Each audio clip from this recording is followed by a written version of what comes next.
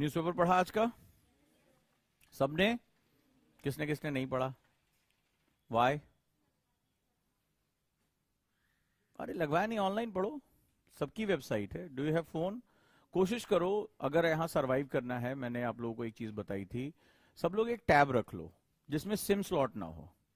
ये पूरा campus wifi है, आपका हॉस्टल वाईफाई है, ठीक है? तो एक टैब रख लो जिसमें सिम ना हो और सोशल मीडिया का कोई ऐप ना हो। Make sure. इवन तो कई बार मुझे प्रॉब्लम होती है, तो मैं जैसे फाइल ट्रांसफर करनी, मैं मेल पे आके करता हूं, लेकिन मैंने कभी व्हाट्सअप नहीं उसमें डाला कि लो व्हाट्सअप से इसको भेज दें, क्योंकि एक बार वो अगर आ गया तो वो परेशानी पैदा करेगा। लास्ट का प्रोजेक्टर बंद कर दो बेटा, प्रोजेक्टर ऑफ कर दो, इसकी जरूरत नहीं है। राइट? तो एक टैब रख लो, और आजकल बहुत सस्ते सस्ते टैब, जरूरी नहीं कि आप आईपैड ही खरीदो, there are lot of second hand tabs also. तुम्हारा ये होना चाहिए कि एक इतना सरफेस हो जो 4:3 रेशियो में हो, जिसमें कोई भी हम बुक पढ़ सकें। और उसमें एक ऐप जरूर रखना, किंडल की ऐप, किंडल की ऐप जरूर रखना, पीडीएफ रीडर जरूर रखना, बस दो चीज, ये मेरे पास कंपलसरी होता है इसमें एक भी सोशल मीडिया का ऐप नहीं, सिर्फ मेल खुला हुआ, नथिंग एल्स। तो ये आपके लिए बहुत जरूरी है। आप एक सिस्टम ऐसा बनाइए जो सिर्फ पढ़ने के लिए हो। उसमें क्या होगा, आप न्यूज़पेपर नहीं आ रहा है, कोई भी है, बरसात है, कुछ भी रीजन है, आज की डेट में हर इंफॉर्मेशन ऑनलाइन अवेलेबल है, आप वहां पढ़िए। अब तो ई बुक फॉर्मेट में इतने अच्छी अच्छी चीजें आ चुकी हैं, एप्स बहुत अच्छे अच्छे आ चुके हैं जो पीडीएफ को भी ई बुक फॉर्मेट में कन्वर्ट कर देते हैं। Do it. Lot of books are available free of cost. कई ऐसे पीडीएफ कुछ अच्छे ऐप खरीद लीजिए आप, जो एनोटेट करने का आपको पावर देते हैं। आप उसमें एनोटेशन कर सकते हैं, हाईलाइट कर सकते हैं, कट कर सकते हैं। इवन दो एक ऐसे ऐसे ऐप हैं कि आप उसमें से पीडीएफ में से पॉइंट्स निकाल के अपने आप उसको जेपीजी फॉर्मेट में सेव कर सकते हैं, and you can make your own notes. जैसे गुड रीड हो गया, या तमाम इस तरह के नोट्स होते हैं, वन नोट हो गया, ये सारे क्या होता है, वो वहां से आपके ग्राफ और ये सारी चीजें निकाल के। So you have to learn smart method rather than कि I just read it then write, I write it. इसीलिए टेक्नोलॉजी होती है, टेक्नोलॉजी आपको कंपटीशन में एज देती है। But the thing is, technology को अगर आप प्रॉपर यूज कर पाते हो तो, नहीं टेक्नोलॉजी आपका टाइम भी खा जाएगी। सो यूज इट और लूज इट, ये सिंपल सा फंडा यहां चलता है। तो टेक्नोलॉजी को अगर आपने सही तरीके से इस्तेमाल कर लिया, सो एवरीथिंग इज फाइन। और टेक्नोलॉजी अगर आपकी प्रॉपर यूज नहीं हो पाई, तो फिर वो प्रॉब्लमेटिक सिचुएशन हो जाएगी। क्लियर है? सो एक टैब पे, दिस कॉल इन्वेस्टमेंट, यू से दिस इज एक्सपेंस। तो पहली बात तो आपको खर्च और निवेश का अंतर पता होना चाहिए। हमारे देश में बहुत लोगों को नहीं पता रहा सालों कि खर्च और निवेश का अंतर क्या होता है। खर्च वो होता है जो लौट कर वापस नहीं आता, निवेश वो होता है जो आपका जीवन बना देता है, जो आपको रिटर्न करता है। तो आप चलते फिरते एक टैब मेरे पास हमेशा से रहा है। जब पैसे नहीं थे तो सेकंड हैंड था। मैं अपना दोबारा टैब दिखाऊंगा, उसकी स्क्रीन फूटी हुई है 4 साल से, और मेरे साथ रहता है, फर्स्ट क्लास काम करता है। क्या करूंगा स्क्रीन में, इसको जाके रिप्लेस करूं? अरे मैं क्यों रिप्लेस करूं, मेरा काम चल रहा है, मुझे पढ़ना है, अभी भी तुम्हें दिखाऊंगा। कल बोल देना सर वो लेगा, वो उसका जो कवर भी रद्दी सा हो गया, लेकिन मेरा सबसे बेस्ट फ्रेंड है वो। मैंने उस पर जितना पढ़ा, जितने नोट्स बनाया, जितनी क्लासेस मैंने ली, मैंने और आज तक कोई इंस्ट्रूमेंट यूज ही नहीं किया। मैं जब किसी चीज को खरीदता हूं तो उसको मतलब उसका कॉस्ट निकाल लेता हूं, वो दे जाता है मुझे। तो इतनी जबरदस्त जो है वो चीज रही है। स्क्रीन फूटी है, फूटे ना, तो उससे क्या मेरे को मतलब है, मेरा काम चल रहा है, खत्म। वो एक कोने में क्रैक पड़ा है, पड़े रहने दो, उसके ऊपर वो लगाया, लैमिनेशन कराया, काम चल रहा है फर्स्ट क्लास। वो कोई ईगो का मैटर थोड़े ना है। मुझे जो बुक पढ़नी है मैं पढ़ लिया, खत्म। और अच्छी बात है, फूटा हुआ कोई चुराएगा भी नहीं। सबसे अच्छी बात तो ये, कहीं छूट छाट गया तो कोई लेके नहीं जाएगा। बोले है ये तो हमसे रिपेयरिंग करवा रहा है, पता चला हम रिपेयरिंग करा, कल उसने ढूंढ लिया किसी ने हमारा टैब लिया था, तो हमारी जेब से पैसे भी चले जाएंगे। तो कई लोग उसको हाथ नहीं लगाते हैं। So you have to learn smart things rather than investing in phone, invest in tab. ठीक है? तो अभी ये टेक्नोलॉजी बहुत आसान हो गई है। 4:3 रेशियो के बहुत से अच्छे टैब्स आने लगे हैं। 4:3 रेशियो में कोई भी पीडीएफ जो होती है वो एक्यूरेटली सेट हो जाती है, रीडेबल होती, नहीं तो आपने देखा होगा पीडीएफ को लार्ज करो, स्मॉल करो, तो ये एक बड़ा इंपॉर्टेंट सेगमेंट है। तो आप इसको यूज कर सकते हो, ठीक है? और ये हमेशा अपने साथ रखो। आज की डेट में कहीं भी चलते फिरते जा रहे हो, आजकल हर जगह वाईफाई है, रेलवे स्टेशन से हर जगह। कोशिश करो इसमें सिम स्लॉट ना रखो, रैदर देन की सिम स्लॉट खरीदने, क्योंकि वो 8-9 हजार रुपए ज्यादा होता है। पहली बात उसकी कॉस्ट ज्यादा होती है। रादर देन उसके एक डोंगल खरीद लो, डोंगल में एक सिम डाल लो, रादर देन एक यूएसबी डोंगल खरीद लो जैसा मैं करता हूं, डोंगल खरीद लो उसके अंदर सिम डाल लो। तो तुम्हें वाईफाई तो चाहिए जहां पर तुम्हारा वाईफाई नेटवर्क नहीं है, तो वो उसमें आ जाएगा, सिम रहेगा तो कॉल आएगी। अरे मैं कह रहा हूं कोई नहीं, किसी को नंबर ना दो तो भी वो मार्केटिंग वाले तुम्हारा नंबर निकाल ही लेंगे। हाँ जी लोन लेंगे, अब आप पढ़ रहे हैं उधर, तब तक फोन बजना शुरू हो गया, 2-4 बार बजेगा, फिर मन करेगा लाओ यार इसी में, अब चूंकि आजकल सारे नंबर क्लाउड पे इंपोर्ट होते हैं, तुमने एक बार अपने क्लाउड से नंबर इंपोर्ट कर लिया, उस पर कॉल तुम्हारी आनी शुरू हो जाएगी। फिर मन करेगा कौन जाए उठ के फोन ऑन करे, इसी से कॉल करना शुरू, एक बार आपने कॉल कर दिया तो आपने पूरी दुनिया को इन्वाइट कर लिया। लोग भी कंफर्टेबल हो जाते हैं, नाम एक बार सेव हो गया तो सेव हो गया, उसी पे तुम्हें कॉल करते, अब तुम पढ़ रहे हो पता चला उसमें कॉल आनी शुरू। तो बिल्कुल कट ऑफ होने का तो है, तैयारी कर लो तभी अब पढ़ाई कर पाओगे। चलें शुरू करें आज के काम। So welcome to the Gurukul online and classroom both, right.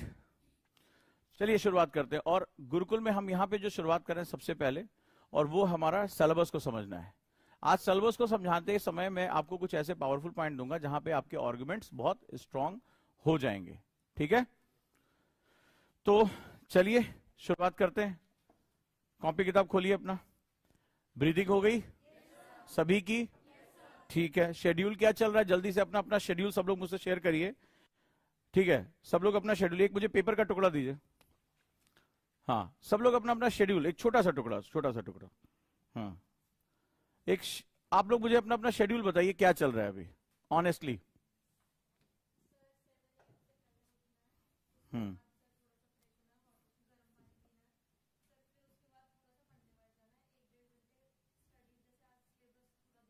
हम्म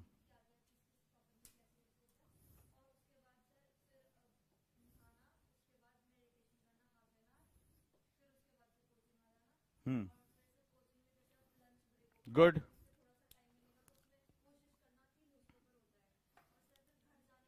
सब लोग अपनी अपनी कॉपी में अपना अपना डे शेड्यूल लिखो तो। Very good. सब लोग अपनी अपनी कॉपी में अपना अपना शेड्यूल लिखो। Write down the schedule.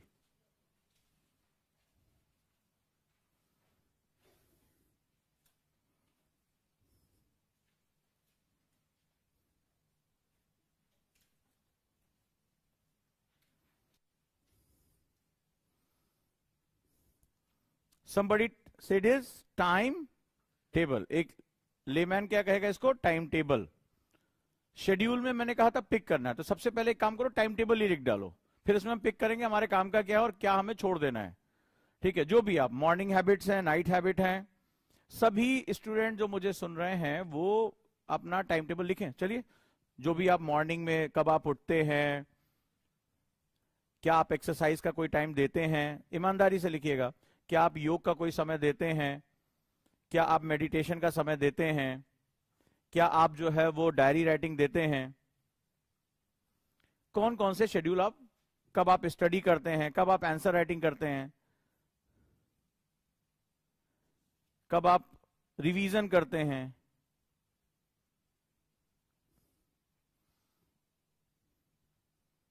सोने से पहले चक्र ध्यान करते हैं कि नहीं करते हैं, 20 मिनट बुक पढ़ते हैं कि नहीं पढ़ते हैं, स्ट्रेचिंग आपकी कितनी बार होती है बॉडी में। तब हम शुरू करते हैं अपनी बात। इसको बना के रख लो, एक एक करके इसमें मैं करेक्शन करता जाऊंगा। These are known as time table, इसको टाइम टेबल कहते हैं। हमें क्या करना है, हमें शेड्यूल सीखना है। What is important for me and what is not important for me, which is very important, ठीक है। हमें इस पर काम करना है। डन। देखो हमारे एक ऑनलाइन में वो बोले मैं 3 बजे उठती हूं।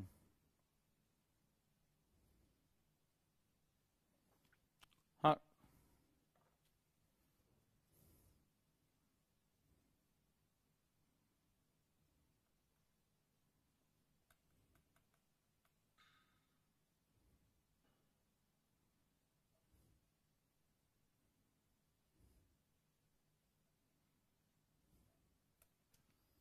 हम्म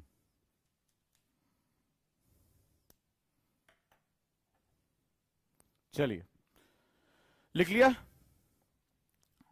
लिख लिया या अभी भी सोच रहे हो टाइम टेबल? और इसमें सभी कुछ एक साथ सेट नहीं होगा, तो मैं एक मैजिक बताऊंगा। इसमें हमें एक एक करके एक फॉर्मूला बताऊंगा, bit by bit, step by step. इसमें तुम्हें एक एक करके सेटल करना है। अगर तुम ये सब कुछ एक साथ करने जाओगे कभी भी नहीं होगा। सो यू विल लर्न MIT। क्या सीखोगे?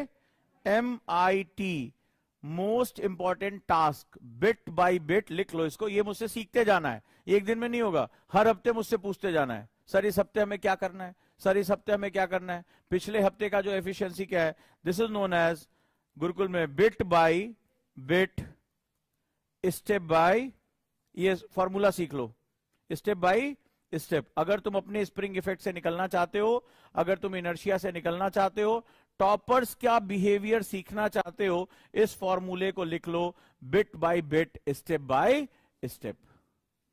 Bit by bit, this is one of the most important segment if you want to change yourself. But आपको मेरे साथ लगना पड़ेगा, आपको मेरे साथ बात करनी पड़ेगी कि सर आप हमें गाइड करें। बिट बाय बिट में हम दो काम करेंगे, ये भी लिख लो। एक, सबसे पहले आप मेरे से बात करोगे, सर इस वीक हमारा क्या है, इस डे हमारा क्या है। बस मुझसे दो क्वेश्चन आप पूछोगे। हमें वीक का काम दीजिए, कौन सी हैबिट हमें पिक करनी है बिट बाय बिट में, और कौन सा मुझे सेगमेंट चूज करना है डे में, आज का दिन मुझे कौन से काम में लेके जाना है। अगर आप में से सारे लोग ये सारा का सारा कर रहे हैं, मैं यकीन कह रहा हूं आप बहुत जल्दी फटीगनेस से शिकार हो जाओगे। ठीक, डन है? So this one is one of the most important segment. चलिए शुरुआत करते हैं हम लोग। सो अभी हम सिलेबस पे बात करते हैं, और हमने कल देखा था कि 4 पेपर हमारे होते हैं 250-250 मार्क्स के, उसमें एसए भी आज की डेट में बहुत इंपॉर्टेंट हो चुका है। अब सबसे पहले हम एक सिलेबस लेते हैं। अगर आप एक्चुअली में सिलेबस देखोगे तो कैसे यूपीएससी आपको बेवकूफ बनाता है। ये रहा यूपीएससी जो आपको नोटिफिकेशन देता है, मैंने डायरेक्टली उस पेपर से ही निकाल लिया है। ये यूपीएससी का शेड्यूल है 1750 नंबर का मेंस का। सबसे पहले हम इस पे बात करते हैं, और मैंने आपको बताया कि if you have a 3 success formula, 30, 50, 20। याद रहेगा ये? तो 30, 50, 20 को कैसे इस बार मुझे कैप्चर करना है। आप मुझे पूछेंगे, मेरे हाथ में कुछ जादू की छड़ी है, ठीक है, ये जादू की छड़ी आपको दी जाएगी, ये जबरदस्त है, ठीक है। इतने ही पॉइंट होते हैं जीएस में, एंड इसे एक एक पॉइंट पे मैं क्वेश्चन कराने जा रहा हूं, ठीक है। ये पूरा आपके पास रहेगा, आप खुद चेक कर सकते हो, डे वाइज है, आवर वाइज है, कि सर आज यही पढ़ना है, इसके क्वेश्चन मुझे करने हैं।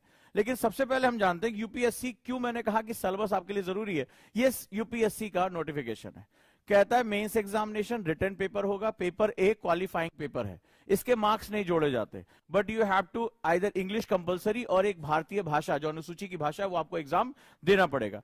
यानी आपको इंग्लिश ग्रामर भी आनी चाहिए। बहुत से हिंदी माध्यम और रीजनल लैंग्वेज के बच्चे इंग्लिश कंपलसरी पेपर में फेल हो जाते हैं। नियम यह है कि अगर आप इस क्वालिफाइंग पेपर में क्वालिफाई नहीं कर पाते हो, 33% मार्क्स नहीं लेकर आ पाते हो, आगे आपकी कॉपियां चेक नहीं होती हैं।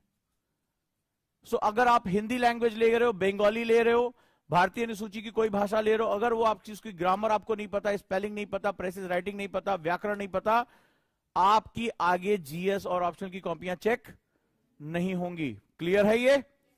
So you have to learn. जो लोग कहते हैं कि साहब, जैसे कई बच्चे आते हैं, आपने इंग्लिश के शब्दों का प्रयोग कर दिया, अघोर पाप है ये, बड़ा जबरदस्त बातें करते हैं, तो हम समझ जाते हैं दूर कहां तक जाएगा ये। बुरा मत मानना, हमने जीडीपी बोल दिया, अरे आप इकोनॉमी शब्द का प्रयोग कर रहे हैं, अर्थव्यवस्था शब्द का नहीं। आओ कराओ। ये वही होते हैं जिनकी कॉपी आगे चेक नहीं होती है, क्योंकि ये सिविल सर्विसेज है, ये ऑल इंडिया नेचर है। क्या हर जगह एक ही भाषा बोली जाती है भारत में? तो उन्होंने इंडियन सोसाइटी का सिलेबस ही नहीं पढ़ा, ना वो पढ़ेंगे, ना वो बनेंगे, ना वो जाएंगे। तो पहले दिन ही बड़ा दबाव डालते कई लोग, अरे इंग्लिश भाषा का प्रयोग कर रहे हैं।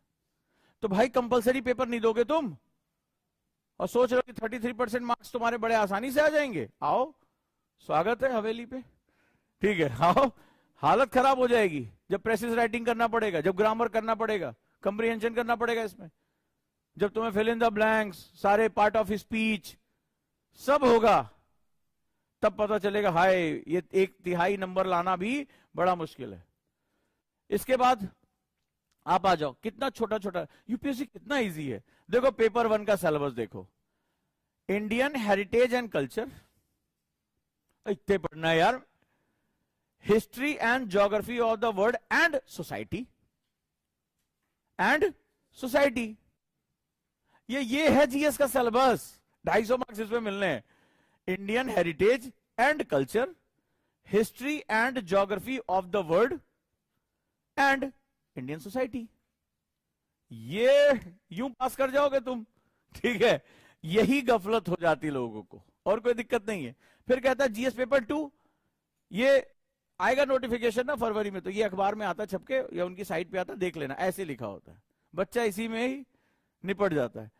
Governance, constitution, polity, social justice and international relation, क्या है इसमें? थोड़ा सा बड़ा है उससे, ठीक है। आओ, 3 वाले में थोड़ा ज्यादा लिखा है, 3 लाइन कर दिया है, धीरे धीरे दर्द दे रहे हैं। Technology, economic development, biodiversity, environment, security and disaster management, ठीक है। ये लग रहा है कुछ ज्यादा किताबों के नाम ले लिए। और चौथा तो इनको वर्ड ही नहीं थे, ethics, integrity and aptitude. 3 word में सिलेबस खत्म। यार यूं आईएएस बन जाएंगे, तो हमसे लोग कहते हैं 7-8 महीने में आईएएस बना देंगे क्या? क्यों नहीं बना देंगे? मिट्टी का पुतला तो बन ही जाता है 7-8 महीने। तुम्हारा बहुत दिक्कत है। अब जरा इसमें आओ, एक छोटा सा वर्ड है, आज हम शुरू करेंगे। एक छोटा सा वर्ड है सोसाइटी। शुरू करें? तैयार हो? अब जरा देखो, कहानी शुरू होती है भारतीय समाज से, और कहां तक जाएगी ये मैं नहीं गारंटी ले रहा हूं, मैं सिर्फ कह रहा हूं शुरू होती है। और मैंने कल आपको बताया था कुछ सब्जेक्ट कभी खत्म नहीं होते, जिसमें पहला सब्जेक्ट है भारतीय समाज। ये आपको पूरे साल भर पढ़ना पड़ेगा। अगर टीचर वो अपने टॉपिक पढ़ा के चला भी जाए तो सिर्फ वो आपकी शुरुआत होगी। तो पहली चीज तो ये लिखो कि इंडियन जो सोसाइटी है इसका सिलेबस कभी खत्म नहीं होता। एग्रीकल्चर कभी खत्म नहीं होगा, इसका आपको लगातार अपडेट करना पड़ेगा। साइंस एंड टेक लगातार अपडेट करना पड़ेगा, because these are dynamic subjects. चलें शुरू करें। देखो यहां पर आ गया, एक है सर हिंदी में बताओ, समाज कहते हैं उसको, हिंदी में बता दे रहे हैं, सर ने पूछ लिया है। हाँ आ जाओ। अब जीएस पेपर 1 में हम सबसे पहले शुरुआत करते हैं सोशल इश्यूज की। 2 शब्द हैं सोसाइटी में जब सोशल इश्यू आ जाता है तो वो डायनेमिक हो जाता है। अब एक एक शब्द को बड़े ध्यान से, मैंने पहला नियम क्या सिखाया गुरुकुल के बच्चों को? Handle with care. अब यहां 2 शब्द हैं, एक है सोशल और एक है इश्यू। ऐसे बहुत लोग सोशल इश्यू पढ़ रहे हैं। Why this is known as issue? Why it is known as issue? बताओ आशुतोष। अरे जब मान लो जैसे ये तुम्हें बताने आया कि तुम्हें योग करने के लिए तुम लड़ गए, तो तुमने क्या बोला था उस दिन? सर ये जबरदस्ती का इश्यू बना रहा है। तो तनाव हुआ कि नहीं हुआ उस दिन? देखो किस लिए हम शब्दों को प्रयोग, कल सिखाया था सामान्य अध्ययन। मुझे पता है कि मैं तुम्हें सिलेबस, ज्यादातर इंस्टीट्यूट में सिलेबस पढ़ाया नहीं जाता, पहली बात तो ध्यान रखो। और ये इंडिया का सबसे कंप्रिहेंसिव सिलेबस एनालिसिस है। मैं दावे के साथ कह रहा हूं कोई भी इतनी डेप्थ में जाकर बताएगा ही नहीं तुम्हें। Now we are going to start geography, now we are going to start history, और तुम ये सोचते रहोगे काहे पढ़ रहे हैं हम ये सब, इसी में तुम परेशान रहोगे। पहले ध्यान से सुनो। सबसे पहले कल बताया था जनरल स्टडीज, हर वो चीज जो सामान्य रूप से मेरे आसपास है उसके अध्ययन करने की प्रवृत्ति। और तुमने समझ लिया होगा, तुम अपना पेन आज तक नहीं देख पाए हो तो यूपीएससी क्या खाक देखोगे? सच्चाई है। कल अब देखो मेरे सामने झूठ फरेब नहीं चलने वाला। सही कह रहा हूं गलत? जब तुम अपना पेन ही नहीं देख पाए तो तुम क्या ये इश्यू देखो? तो आदत सीखो कि हमें सीखने, कम से कम ये तो समझ लो हमें सीखने की जरूरत है। अगर तुम ये भी एक्सेप्ट कर लेते हो कि मुझे सीखने की जरूरत है, तुम्हारे ज्ञान का जो है वो सफर शुरू हो जाएगा। अब जरा ध्यान से देखो इश्यू क्या है, सोसाइटी में इश्यू क्या है, और यूपीएससी ने इश्यू ही क्यों रखा, इवेंट्स क्यों नहीं कहा उसे? सोशल इवेंट्स भी तो कह सकते थे।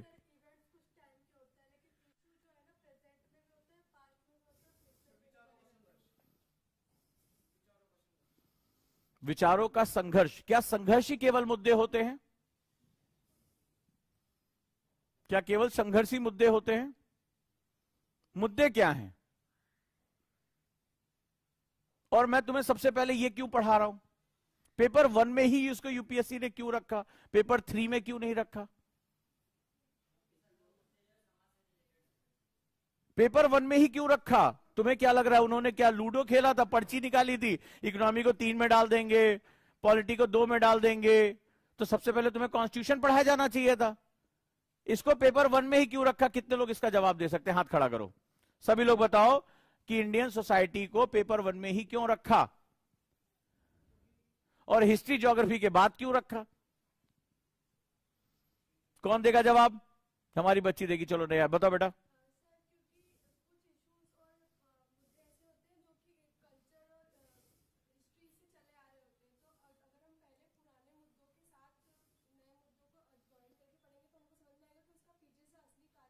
वेरी गुड, बहुत बढ़िया, बहुत सही, शाबाश, वेरी गुड। और कौन जवाब देना चाहेगा? और इसको एलेबोरेट करो, रिफाइन करो इसको। और हाँ बोलो बेटा।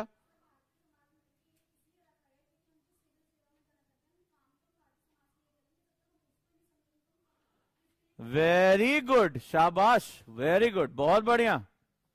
हमारे यहां देखो ऑनलाइन के बच्चों ने भी बहुत अच्छा जवाब दिया है, ताकि हम इंडिया के समाज को अच्छे से समझ सकें। शाबाश, क्योंकि हिस्ट्री से भी कनेक्शन होता है। वेरी गुड, वेरी गुड, ये इंपॉर्टेंट बात है। अब तुम जरा देखो, अगर सिलेबस को ध्यान से देखो, देखो तार्किक बनो। ये मैंने कल तुमसे कहा था, अगर मैं तुम्हें सिलेबस के पॉइंट टू पॉइंट पढ़ा दूं तो भी तुम्हें कितना मिलेगा? मैथमेटिक्स में बताओ 30% मिलेगा। तो 30% तुम्हारा सिलेक्शन तो नहीं होने वाला। हाँ, तो उसमें तुम्हारा 30% तो नहीं होने वाला। तो अब तुम्हें क्या करना है? क्या करना है? तो सबसे पहले तुम्हें तार्किक होना है। मेरी बात तुम्हें समझ में आई कि तुम या तो सारी रेत छान लो या अपने दिमाग को चुंबक बना लो, चॉइस इज योर्स। तो हम यहां क्या करेंगे गुरुकुल में? दिमाग को चुंबक बना लेंगे। अब जरा ध्यान से देखो कि history, geography and then society रखी है, पेपर 1 में सोसाइटी रखी है। तो ऐसा क्यों हुआ? इसके पीछे कुछ लॉजिक तो होगा। चलो जरा लॉजिक ढूंढ लेते हैं। तो लॉजिक जो कहता है वो बड़े प्यार से हमसे कहता है कि भैया मेरे, इसका जो लॉजिक है वो ये है। अगर हम यहां से देखें, हिस्ट्री जो होती है, अगर ध्यान से देखेंगे, जो हिस्ट्री है वो हमारे पास्ट के पदचिन्ह होते हैं। पास्ट ट्रेवलिंग, हम यहां तक जो आज पहुंचे हैं, हमने एक फुटप्रिंट तो छोड़ा होगा। कभी हम लड़ाइयां लड़ते थे, कभी हम खाना ढूंढते थे, कभी हम राज्य बनाते थे, कभी हम महाजनपद बनाते थे, करते करते करते करते आज हम यहां पहुंचे। लेकिन हिस्ट्री जो होती है that is drive by the geography. ये तो मेरा आज हर स्टूडेंट मुझे बता सकता है कि ज्योग्राफी के बिना इतिहास निर्मित नहीं किया जा सकता, परिभाषित नहीं किया जा सकता। अब समाज क्या है? What is society? सम, यानी किसी क्षेत्र विशेष में समान उद्देश्यों के लिए रहने वाले, आज के मुद्दों को डील करने वाले लोगों का समूह है। दिस इज सोसाइटी, समाज, सम धन अज। तो अब क्या होगा? ये समाज तुम्हें क्यों पढ़ना है? ये डील करना बड़ा जरूरी है। तो चलो जल्दी से मुझे लिखकर बताओ कि तुम्हें समाज में सबसे पहले क्यों, सोसाइटी, इंडियन सोसाइटी क्यों पढ़ा रहा हूं? और इंडियन सोसाइटी में जो क्वेश्चन है वो इंडियन सोसाइटी से ज्यादा सोशल इश्यूज पे क्यों आ रहे हैं? मेरे 2 सवाल का जवाब जल्दी से लिख दो, ब्रीफ, अगर कुछ भी समझ में आया हो तो जल्दी से। क्या आप भी आईएएस की तैयारी करना चाहते हैं? क्या आप पीसीएस की तैयारी करना चाहते हैं? बहुत दिनों से आप स्ट्रगल कर रहे हैं, लेकिन इसके बावजूद भी आपको सफलता नहीं मिली। भागदौड़ करने के बावजूद भी आपको कोई सॉल्यूशन नहीं मिल रहा। सिर्फ आपका टेंशन बढ़ रहा है, आपका पेशेंस जवाब दे रहा है। इसी टेंशन को दूर करने और आपकी हर एक समस्या का समाधान लेकर आए हम, यानी ओजांक गुरुकुल कैंपस। यहां हम आपको सिखाएंगे आईएएस और पीसीएस जैसे एग्जाम की तैयारी कैसे आसान तरीके से की जाती है, कैसे डिसिप्लिन फॉलो किया जाता है, कैसे अनुशासन रखा जाता है। अगर आप भी चाहते हैं हम आईएएस और पीसीएस बने और अपनी जिंदगी के सारे सपने पूरे करें, तो अभी ज्वाइन करें ओजांक गुरुकुल कैंपस।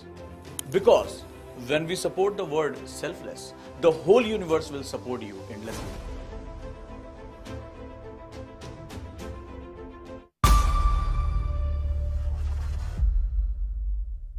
सबसे पहली बात है कि भारतीय समाज हमें पढ़ना ही क्यों है, राइट? सबसे पहले हम इस पे बात कर लेते हैं कि हमें पढ़ना ही क्यों है। क्लियर?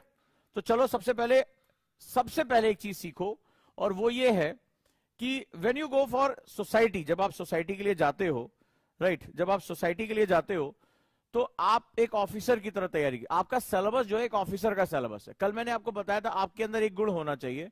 यूपीएससी एक्चुअली क्या चेक करता है, तो आपने देखा सिलेबस में सबसे लास्ट में एप्टीट्यूड एक वर्ड है, तो एडमिनिस्ट्रेटिव एप्टीट्यूड, उसको पूरा जोड़ लो, दैट इज नोन एज प्रशासनिक अभियोग्यता। इस पर बहुत से ऑफिसर्स ने, लवासना में भी ये पढ़ाया जाता, आपके करिकुलम का ये पार्ट होगा। तो प्रशासनिक अभियोग्यता यानी कि जो एक एडमिनिस्ट्रेटिव एप्टीट्यूड होता है वो आपके अंदर होना चाहिए।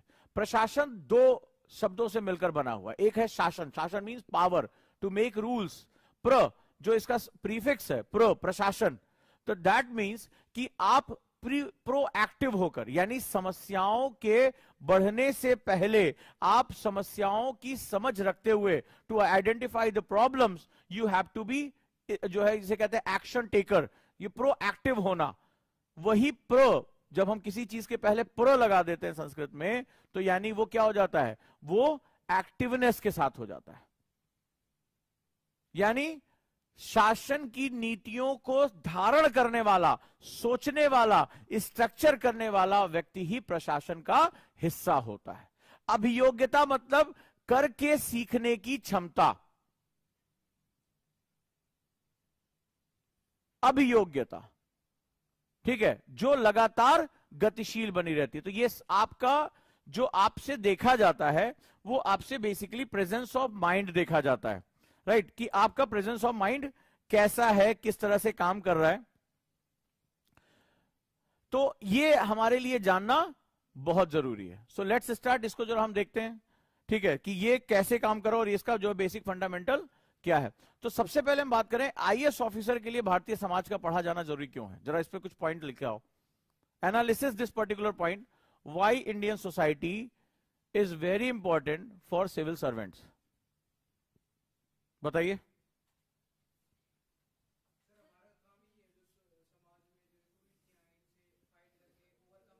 आपने बोला है कि जो आपके समाज में कुरीतियां हैं उनसे फाइट करना है, और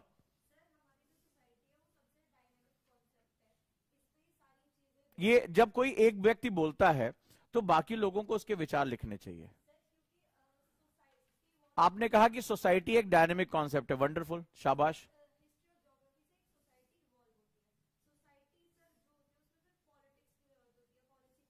वेरी गुड,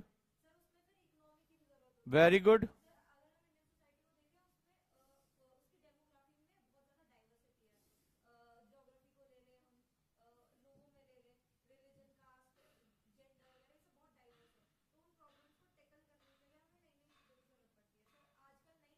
वेरी गुड,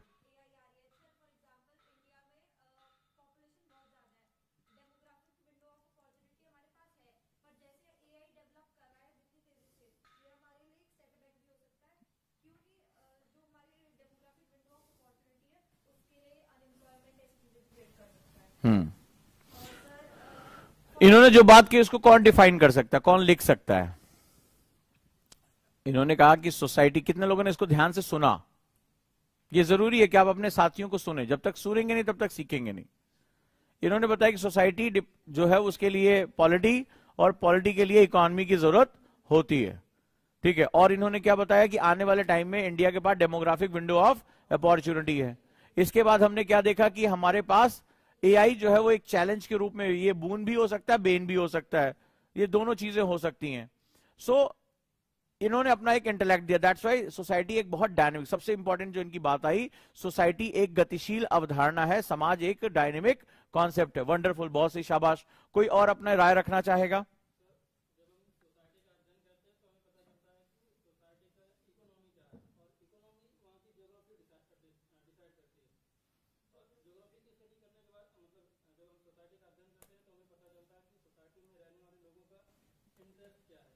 हम्म, हम्म, ठीक है, वेरी गुड। और वेरी गुड। हम्म हम्म हम्म वेरी गुड। चलिए अब इसको ब्रीफ कर दें। सबसे पहले जो इन लोगों ने कहा उसमें बड़े गहरे रहस्य हैं, पहले जरा इसको समझो। इन्होंने कहा कि समाज, सोसाइटी, इकोनॉमी, देखो ये स्टाइल होती है बच्चों की, अर्थव्यवस्था और पॉलिटी यानी राजव्यवस्था इंटरडिपेंडेंट होते हैं। ये चार्ट बना लो। इसीलिए मैंने आपसे कहा कि यूपीएससी में चैप्टर्स नहीं टॉपिक्स पढ़े जाते हैं। यूपीएससी में कोई सब्जेक्ट ही नहीं, history, geography, polity, economic science है ही नहीं है। ये पॉलिटिकल साइंस है, ये पॉलिटिकल इकोनॉमी है, सोशल इकोनॉमी है, सोशल पॉलिटिक्स है। यहां क्वेश्चन पूछे ही नहीं जाते सीधे सीधे, पहली बात तो ये सीख लो। So this is the fundamental concept. This is society, this is economy यानी अर्थव्यवस्था, और ये पॉलिटी यानी राजव्यवस्था, राजव्यवस्था, राइट। तो ये सभी इंटरडिपेंडेंट हैं, दे शेयर, वेन डायग्राम अगर मैथमेटिक्स में आप जानते हैं तो they share a certain area with each other, right. So आपने जो कहा, और इसके बाद इन्होंने कहा कि this is a dynamic concept, यानी डायनेमिक मतलब क्या होता है, एट द टाइम बीइंग ये लगातार इसकी वैल्यू चेंज होती रहती है। अज जो मैंने कहा, समाज अज जो लगातार बदल रहा है, ये समाज के मूल्य बदलते रहते हैं। आज से कुछ साल पहले अगर कोई gay marriages, lesbian marriages, LGBT rights के बारे में बात करता तो भारत में वो ऐसे संबंधों को क्या जेल हो जाती थी। But now there are different society, they are accepting. आज की डेट में मूवीज देख लो, आज की डेट में वेब सीरीज देख लो, खुलकर इसके बारे में बात हो रहा है। There is a new clan that is known as woke culture, there is a new culture arising, woke culture. If you say you are women, लोग चिढ़ जाते हैं, why you are not calling me person, why you are calling me woman, why you calling this men। तो ये क्या है, ये बोल रहा है ये जेंडर बायस है, you must use word person। ठीक है, आप गलती से बोल के देखना किसी वोक के सामने, तुम्हारी ऐसी तैसी कर देगा। तो ये बहुत ध्यान से आपको समझने की जरूरत है कि समाज के मूल्य बदलते जा रहे हैं।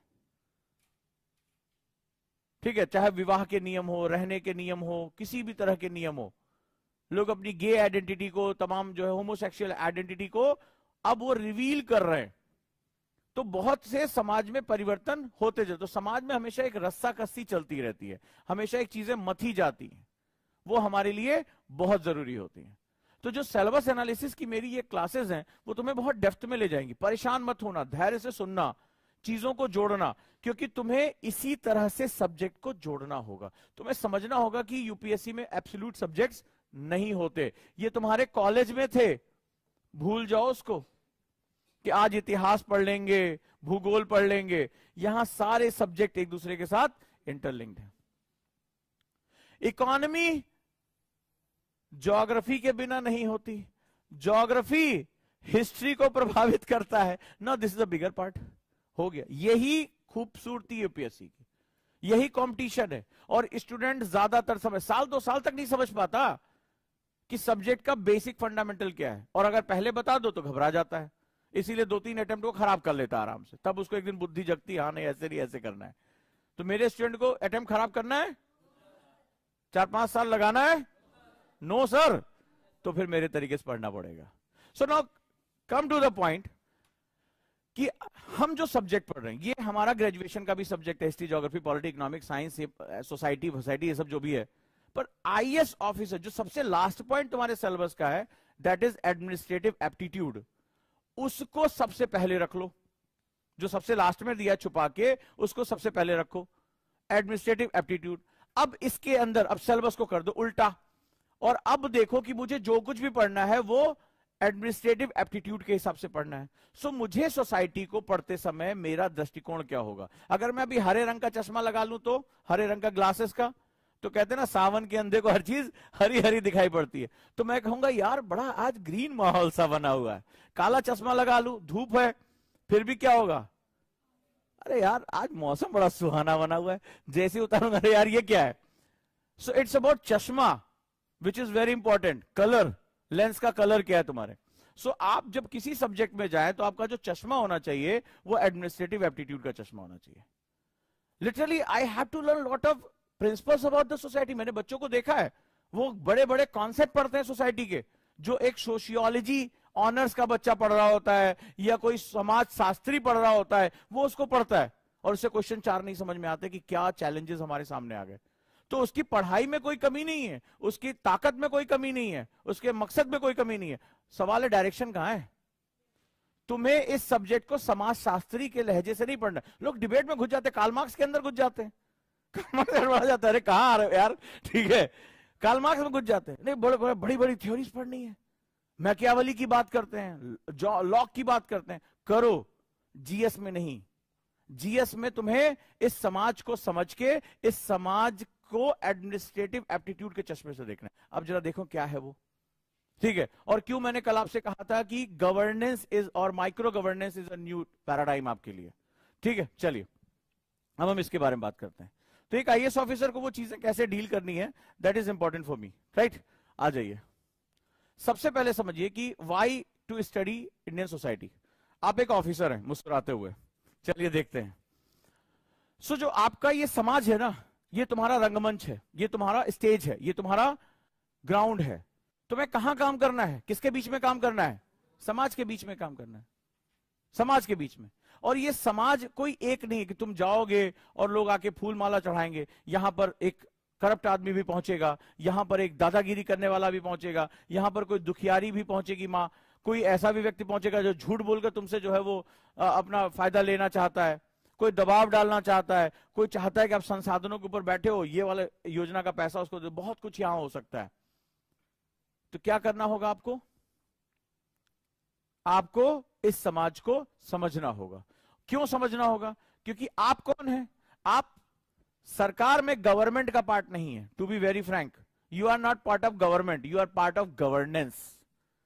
अगर आपको लग रहा है आप गवर्नमेंट का पार्ट हो, सो यू आर डायनेमिक। आप ऑफिसर हो तो आप किसका पार्ट हो, गवर्नेंस का। सरकार ने कोई नीति बनाई, प्रधानमंत्री ने बताया कि हम गरीबी को हटाएंगे, सरकार ने एक बजट तय कर दिया कि हम 1000 करोड़ रुपए दे रहे हैं, सरकार ने कहा स्वच्छता हम स्थापित करेंगे, हमने इतना बजट बना दिया। But who will implement with this policies. Policy formulate संसद में हुई, विधानसभा में हुई, लेकिन ग्राउंड लेवल पे वो जो नाली साफ हुई कि नहीं हुई, लोगों के अंदर जागरूकता आई कि नहीं आई, आप लोगों ने हर जगह जो है चेतना के लिए एडवर्टीजमेंट लगाया कि नहीं लगाया, किसका पार्ट है, आपका पार्ट है। This is part of governance. So when government reach to the grassroot level, this is known as governance. Governance क्या है, सरकार का निचले स्तर तक, अंत्योदय तक पहुंचने की प्रक्रिया ही गवर्नेंस है। और न्यूनतम समय में दक्षता के साथ पहुंचने को गुड गवर्नेंस कहते हैं। सुशासन एग्जाम का सिलेबस है आपका। तो सरकार की नीतियों का अंतिम व्यक्ति तक पहुंचने की प्रक्रिया गवर्नेंस है। सरकार की नीतियों का अंतिम व्यक्ति तक पहुंचने, दक्षतापूर्ण पहुंचने, reach with efficiency, is known as good governance, right. So you will be the instrument, so you have to deal lot of things, right. अब ये ऑफिसर कौन है, ये लिंक है गवर्नमेंट गवर्नेंस के बीच में। गवर्नेंस में आ जाते हैं आम लोग, ठीक है, उसको गवर्नमेंट के साथ डील करना है, उसको समाज के लोगों के साथ डील करना है, समाज के लोगों के साथ उसको मल्टी लेयर लोगों के साथ डील करना है। अलग अलग लोगों की अलग अलग रिक्वायरमेंट है। कोई चाहता है पार्क साफ हो जाए, कोई चाहता है कि यहां गरीब लोग फुटपाथ पे ना रहे, इससे गंदगी होती है, और कोई गरीब आदमी कहता है कि मुझे भाई साहब सोने और खाने की जगह दे दो। तो दोनों इसी समाज का पार्ट है, और वो कहता है कि मुझे फुटपाथ से क्यों हटा रहे हो। आप कभी आते जाते देखते होगे, लेकिन जब शहरों के सौंदर्यीकरण की बात आती है तो पुलिस वाले मार मार के उनको नगर पालिका वाले भगाते हैं कि ना, इससे क्या होगा, गंदा होगा, तुम लोग ट्रैफिक जाम करोगे। अब दोनों तुम्हारे शासन के अंतर्गत है। एक कह रहा है हमें फुटपाथ पे जगह दे दो, हम सोने के लिए जगह ही तो मांग रहे हैं, खाना खाने के लिए जगह ही तो मांग रहे हैं, हमारे पास रहने के लिए जगह नहीं है। और जो शहर के सभ्य लोग हैं, भाई आप मेट्रोपॉलिटन में आते हो, खर्चा करते हो, तो आप कहते हो इससे ट्रैफिक जाम होता है, शहर गंदा होता है, I need my city clean and green. अब बताओ कौन सही कौन गलत? और ऊपर से संविधान में आपने कहा कि संविधान में जो है वो लोक कल्याणकारी राज्य आप बनाएंगे, डीपीएसपी में आप क्लेम करके बैठे हैं, अंत्योदय की बात कर रहे हैं, अंतिम समय पे जो व्यक्ति खड़ा अंतिम स्थान पर उसके उदय की बात कर रहे हैं। Where you find the land? क्योंकि जैसे तुम लैंड एक्वायर करने जाओगे, किसान कहेगा हमारी जमीनें हड़पने आ गए तुम, तो पर्यावरणविद कहेंगे, नीति नियंता कहेंगे देखो जब किसान ही खत्म हो जाएगा तो खाओगे क्या, ईंट पत्थर? क्योंकि समाज में बुद्धिजीवी भी है, वो कर कुछ नहीं ला, बता सब कुछ रहा है, तो वो लेख लिख देगा तुम्हारे खिलाफ, फिर कहां जाओगे? तुम कहते हो सही है, लेकिन जिनको कभी हटाने जाओ भीड़ देखो उपद्रवी हो जाती है, उसको तकलीफ होती है, वो तुम्हारे खिलाफ बात करना शुरू कर देती है। तो पॉलिटिक्स जैसे वो क्या होगा, वो जिसको उसने चुना है उसको गाली देगी, तो एक नेता तुमसे लड़ने पहुंच जाएगा, क्योंकि वो जनप्रतिनिधि है, उसको हर 5 साल बाद में चुनाव करने आना है, तो तुम्हारा ट्रांसफर कर देंगे, तुम्हारे ऊपर दबाव डालेंगे। अब कहां जाओगे? अब कहां जाओगे? अरे अभी मैं तुमसे कहूं ये सीट छोड़कर वहां बैठ जाओ, ऐसे मुझे घूर के देखोगे, पहन है हुआ कि नहीं हुआ है? अभी बोलूं ये सीट छोड़ के बेटा वहां चले जाओ, या दूसरे बच्चे को सीट दो, पहले तो उठेंगे नहीं, आजू बाजू सर वहां भी तो खाली है, आगे तो बैठना वहां भी तो खाली है, ऐसे बोलेंगे कि नहीं बोलेंगे? और फिर मैंने कहा नहीं नहीं यही सीट पे हमें बैठाना है, तो ये उठेंगे, पहले बहुत शोर मचाएंगे, पहले सामान वामान से पटकेंगे बैग में, फिर घाटे से उसको जो है वो मेज को पलटेंगे, फिर उठेंगे और घूर कैसे तुम लोगों की तरफ देखेंगे, पीछे देख नहीं सकते, हो जाएंगे सर खड़े, अब फिर जो है पैर पटकते हुए चले जाएंगे, और उसको भी घूरेंगे जिसके लिए सीट खाली कराएंगे। तो भाई साहब आप जब एक सीट खाली नहीं कर सकते तो आप जमीन खाली कराएंगे? तो दीज आर द चैलेंजेस। यहां बैठ के बातें करना बड़ा अच्छा लगता है। समाज में हर कोई व्यक्ति एक बड़ी प्रॉब्लम है। मैंने अभी आपको बताया ना कि इकोनॉमिक्स, पॉलिटी और सोसाइटी कभी अलग नहीं हो सकते, कभी नहीं अलग हो सकते। अब प्रॉब्लम जानते हो क्या है? प्रॉब्लम, अब जो बात कहने जा रहा हूं वो लिख जरूर लेना, इंटरव्यू में बहुत काम आएगी, मेन से बहुत काम आएगी। तो problem between the, when we discuss about the polity and society, ये तीनों पार्ट है ना हमारे, जब हम डिस्कस करते हैं, बड़े ध्यान से सुनना, जब हम डिस्कस करते हैं पॉलिटी और सोसाइटी के बारे में, तो हमने लिखा we the people of India. हमने अपने प्रियम्बल में क्या लिखा संविधान में? हम भारत के लोग। हमने कॉन्सेप्ट दिया हम का, वी यानी कैसी अवधारणा है? सामूहिक अवधारणा है। ये मेरे तुम्हारे सबके मिलके चलने की बात है। माना जाता है समाज ऐसे ही चलता है, बट द प्रॉब्लम इज कि समाज कोई लोगों का समूह नहीं है। जैसे कल लोगों ने कहा लोगों का समूह, ये एक गतिशील अवधारणा है। तो इसमें आ जाती है इकोनॉमी, और इकोनॉमी की सबसे बड़ी प्रॉब्लम है कि that focus on I. English का वर्ड है आई यानी मैं, फिलॉसफी में कहते हैं अहम, और अहम का एक और मतलब होता है proud, ego, only me, this is known as I. So society चलाने के लिए पॉलिटी की जो हमारी डेमोक्रेसी की अवधारणा है वो कहती है we the people of India. बात अच्छी लगे तो मुझे बताना। The economy focus on I only. दीपसी ये टोपी क्यों पहनी तुमने? तो यही वाली क्यों ली, दूसरी क्यों नहीं ली? वो ऐसे जो सामने ऐसे लटे जैसी निकल के साइड में आती हैं, मनाली में लोग पहन के जाते, वाली क्यों नहीं ली? अरे ये जेंडर बायस है, ये जेंडर बायस है, ये टोपी का जेंडर डिसाइड कर रहा है। वोक एक्टिविस्ट को निकालो बाहर, ठीक है? ये फंस जाएगा वोक के सामने। लड़की लड़की में वस्त्रों का जो टोपी का भी जो है ये डिफरेंस कर रहा है। ये वो कल्चर का जमाना है। फंस जाओगे इस तरह से, मत बोल देना कभी, पता चला अगले दिन आएगा कि दीपसी लड़कियों का शत्रु, भेदभाव करने वाला, तुम कुछ नहीं कह पाओगे, बेचारे बैठे रहोगे। हाँ बताओ, क्योंकि तुम्हें पसंद है। सीधे बोलो यार, इतनी फिलॉसफी क्यों जान रहे हो, जितना बोलोगे उतना फंसोगे। टू द पॉइंट रहो। ठीक है, आपने जैकेट क्यों पहनी है? अरे पसंद है, ठंड है तो बोरा लपेट लेते। ठीक है, कोई भी यहां सीधे सीधे बोलने के लिए तैयार नहीं है। ठीक है, तो कुल मिलाकर जो बात है वो यही है कि हम जब अपनी पसंद की बात करते हैं, हम अपनी इकोनॉमिक पसंद की बात करते हैं, there is only one thing, that is I. लेकिन मैंने एक वो चश्मा खरीदा, स्पेक्स, तो 50% लोगों ने कहा अच्छा लग रहा है, 50% लोगों ने कहा नहीं अच्छा लग रहा है। मैंने कहा भाड़ में, मुझे किसी पूछना ही नहीं है, एक दिन पहन रहा हूं, दूसरे दिन नहीं पहन रहा हूं। तो करना क्या है, ये आप हैं जो डिसाइड करते हैं। मैंने कहा मैंने लिया, मैं पहनूंगा, देखा जाए, मुझे पसंद होना चाहिए। सो दिक्कत यह है कि ये कॉन्ट्राडिक्टरी है, दो परिस्थितियां ऐसी हैं जो एक साथ नहीं रह सकती।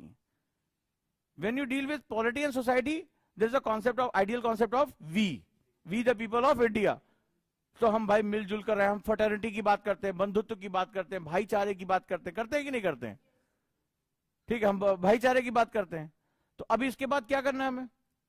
इसके बाद हमारा दूसरा कॉन्सेप्ट आ जाता है कि जैसे हम इकोनॉमी की बात करते हैं, जमीन कौन देता है? आइए सब लोग ज्योति बोलिए, हर दिन आता है अखबार में, गांव, कभी पेपर ऊपर पढ़ो, देसी पेपर लोकल, मेड़ के विवाद में दो भाइयों के बीच में चली गोली। ऐसे ही होता है ना, मेड़ वहीं रह गई सज्जन चले गए। होता है कि नहीं होता है? बाप बेटे में चली लाठी, अक्सर पढ़ते होगे, होता है, सेम हैपेंस। तो जमीन, संसद भी कहते भाई ये राज्यों का विषय है, स्टेट की प्रॉपर्टी है, लड़के हम खत्म हो जाते, स्टेट वहीं बैठा रह जाता है।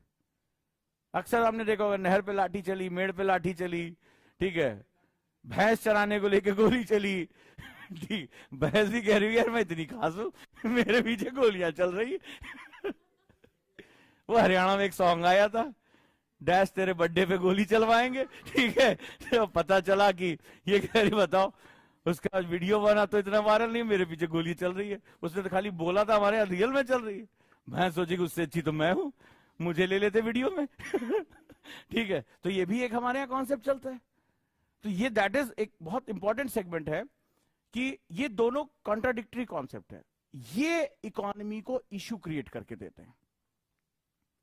When there are two contradictory things happen at the same time, ये क्या करते हैं? They create issues.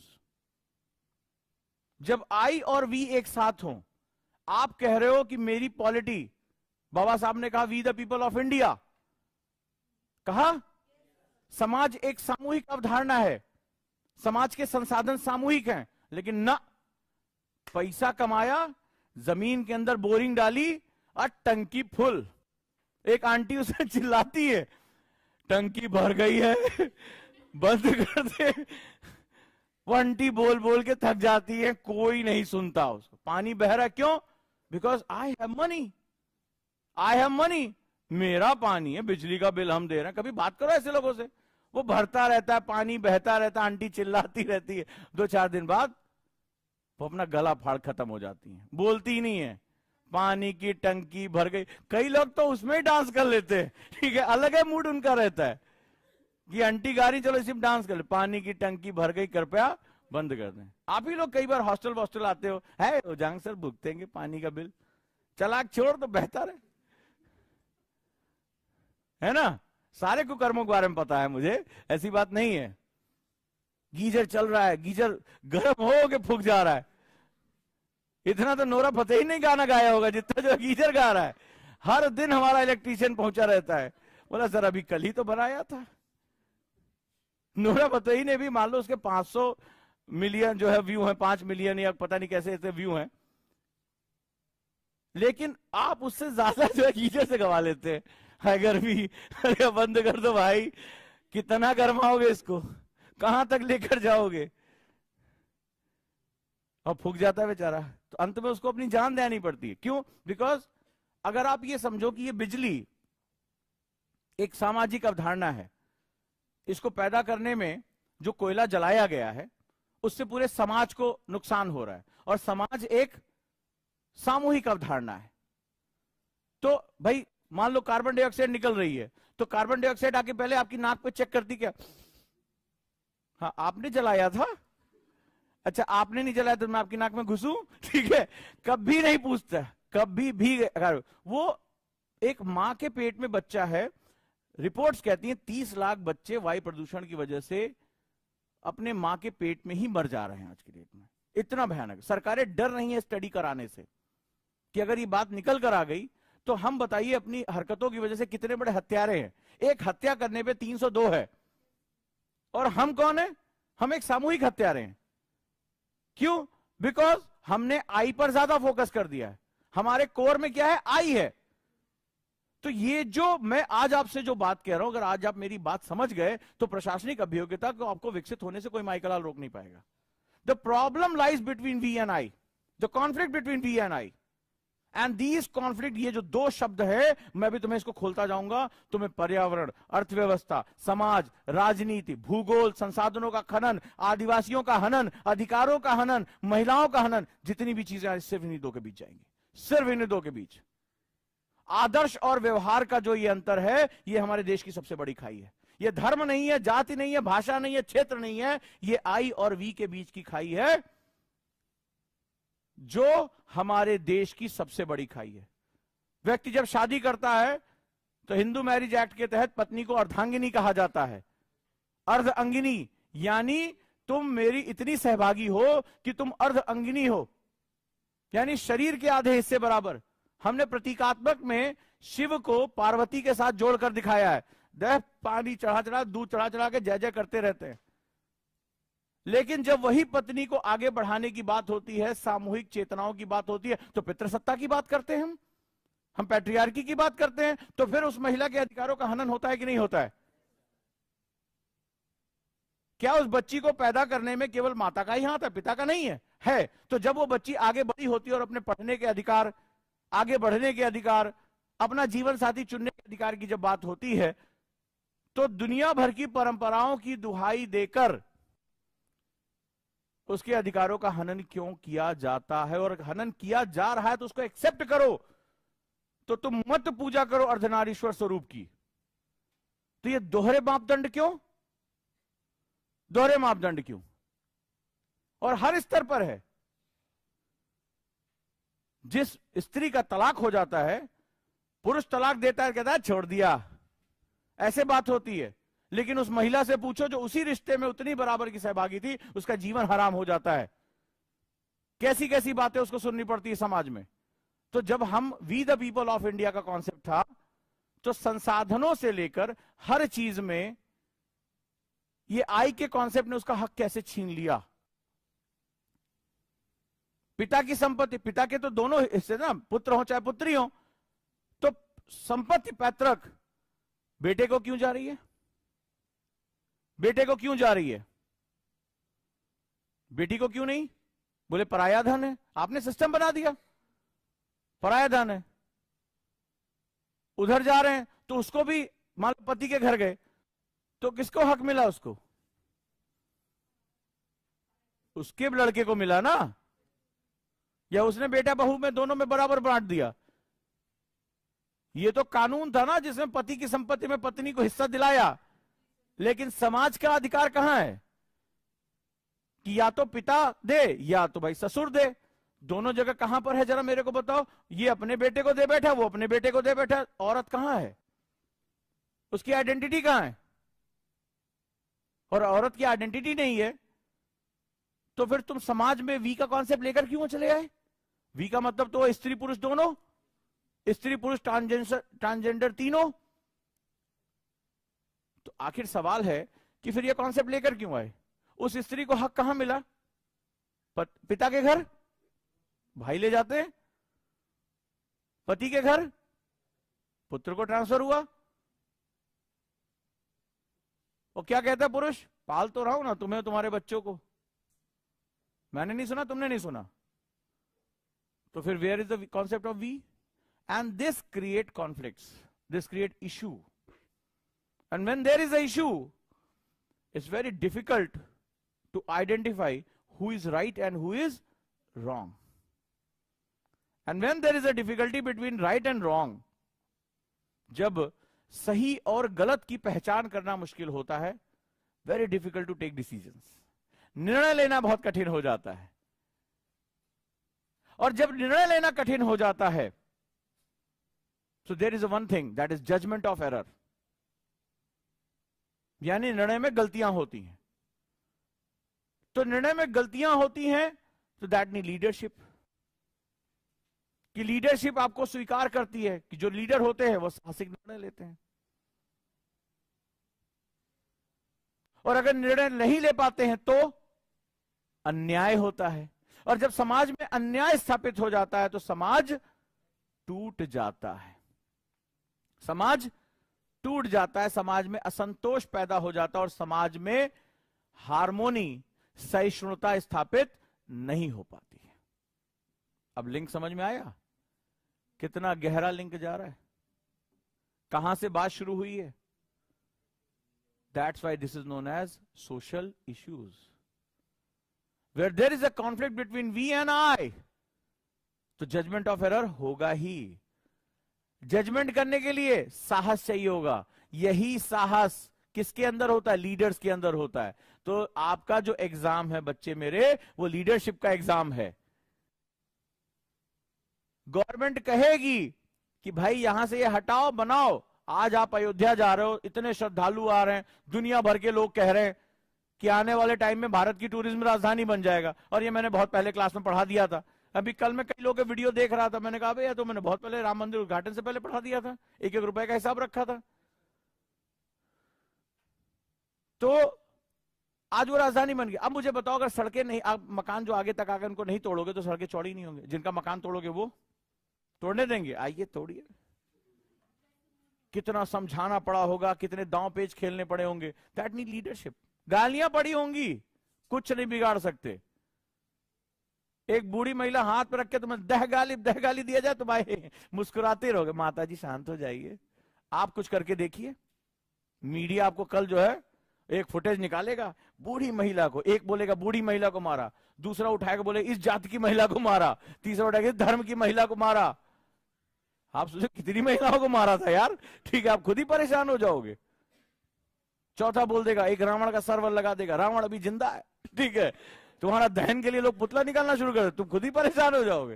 रावण अभी जिंदा है, मतलब तुम्हारी फोटो सेंटर में आ रही है, तुम अलग परेशान हुए घूमोगे. क्लियर? तो ये एक बहुत इंपॉर्टेंट सेगमेंट है, गहराई से समझो. इसी that's why known as social issue. अब एक एक करके घुसेंगे, अब तुम्हें समझ में आएगा कि एक्चुअली सर्विस कितनी कठिन है. तो जजमेंट ऑफ एरर की वजह से मैंने बहुत से ब्यूरोक्रेट से बात भी की है. जजमेंट ऑफ एरर ना हो, आप वहां परेशानी ना हो, तो इसलिए वो कई बार निर्णय नहीं लेते हैं. और निर्णय ना लेने की वजह से क्या हो जाता है? Justice delayed, justice denied. निर्णय में देरी अन्याय के समान है. और जब कोई समाज, घूम फिर के बात वहीं आ गई, अन्यायपूर्ण स्थितियों में आ जाता है, वो समाज अपनी हार्मोनी खो बैठता है. क्योंकि समाज में गवर्नेंस का काम ही है न्याय स्थापित करना. और किसी समाज में अन्याय आ गया, असंतोष आ गया, लोकतंत्र का सबसे बड़ा दुश्मन है. समाज में न्यायपूर्ण स्थापना होगी तभी लोकतंत्र. लोकतंत्र कभी भी पहली सीढ़ी नहीं होती है शासन की, ये बात याद रखिएगा. इसकी तैयारी करना चाहते हैं? क्या आप पीसीएस की तैयारी करना चाहते हैं? बहुत दिनों से आप स्ट्रगल कर रहे हैं, लेकिन इसके बावजूद भी आपको सफलता नहीं मिली. भागदौड़ करने के बावजूद भी आपको कोई सॉल्यूशन नहीं मिल रहा है. सिर्फ आपका टेंशन बढ़ रहा है, आपका पेशेंस जवाब दे रहा है. इसी टेंशन को दूर करने और आप